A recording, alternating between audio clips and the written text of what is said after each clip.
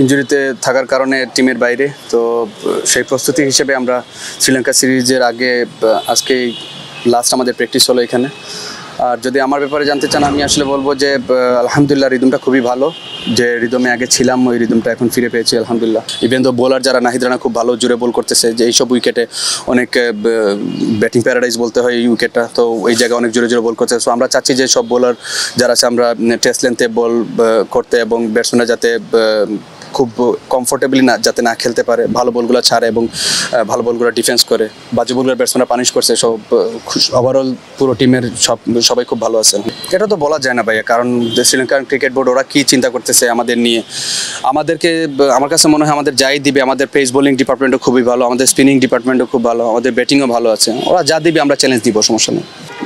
খুবই ভালো। দেখেন আমাদের নতুন আসছেন উনি আমাদের দেশে পেস বোলিং কোচ হয়, তো ওনার কাছে কাজ করে দেখবো কেমন ইয়ে হয়। আমার এখনো দেখা হয়নি ওনার সাথে। যেহেতু বাংলাদেশ টিম পাকিস্তানে খেলতেছে, আমরা এখানে লাল বলের প্র্যাকটিস করতেছি, তো প্রিপারেশন ওয়াইজ খুবই ভালো। ঈদের আগে আমরা যেহেতু ঈদের পরেই এসে বাকিটা প্র্যাকটিস হবে, প্র্যাকটিস মনে হয় 2 দিনের একটা প্রস্তুতি ম্যাচ আছে আমাদের। সো ওইটার আগে আমরা এখন ফিটনেস এবং জিম সেশন করলাম, লাস্টে আজকে 2 দিনের আমরা স্কিল সেশন করলাম, খুবই ভালো হচ্ছে।